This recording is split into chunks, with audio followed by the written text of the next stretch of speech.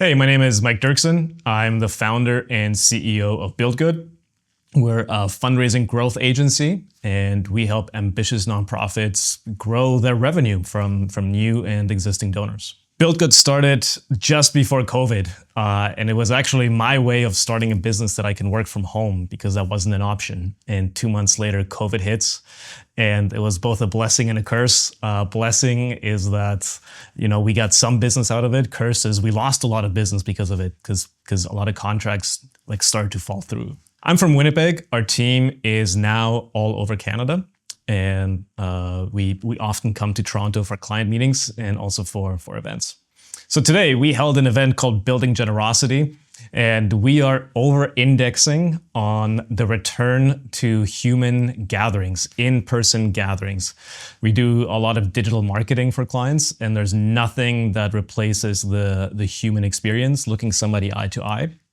And we're specifically over-indexing on smaller gatherings where you can have a lot of deep connections, you can have a lot of conversations that come out of it. And so it's a mix of small presentations, case studies, and then a lot of free time built in for people to kind of talk about what they just heard and share learnings. So today was an event where we invited about 50 nonprofit leaders from Toronto to all come together, learn from each other, build a bunch of community, and hopefully walk away encouraged and also walk away a lot smarter about what's working in fundraising right now. A lot of leaders were saying, even though we're in the same city, I hardly ever see these other people.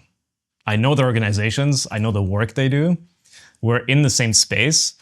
It's largely a non-competitive space. It's actually a sector where people share a lot of learnings, but we're just not getting together.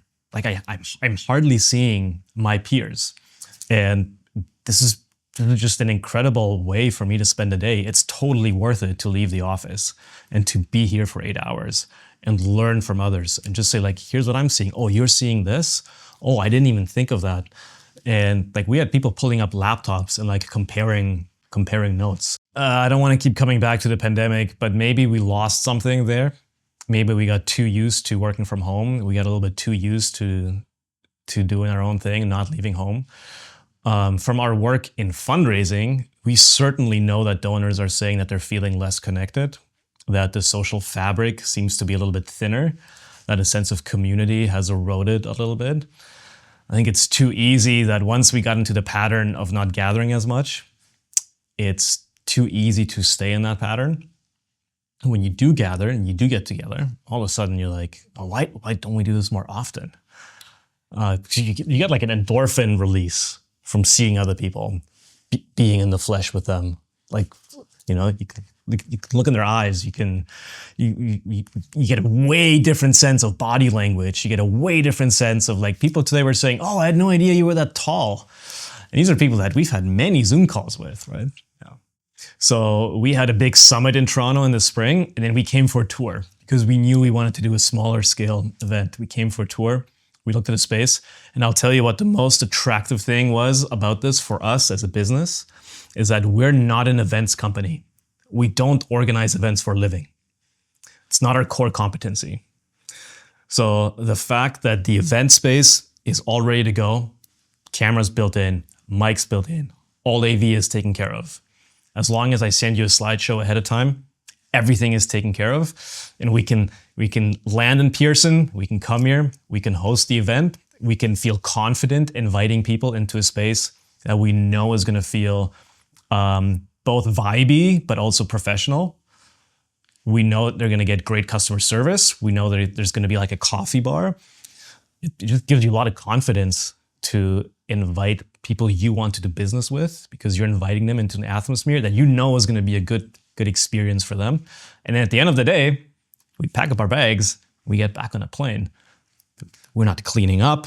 We're not doing all the other things that and if we were an events organizing company that did our own events, that we would have to do. So it's just a plug and play solution for a small business like us that wouldn't have the capacity to pull this off. So we host a big summit, and we host it in a big venue. And the amount of work it requires, we have to source AV from here. We have to source catering from here. We have to, oh, you want to have sponsor, oh, you want to have power for the sponsor booth? Oh, that's an extra $1,000 per booth. Every single thing you have to like, there's like 1,000 moving pieces. It feels like you're herding cats to make this 1 or 2 days work. Whereas a space like this is, it's all in one. And I pay you a flat fee and I know what I'm getting and you take care of the rest.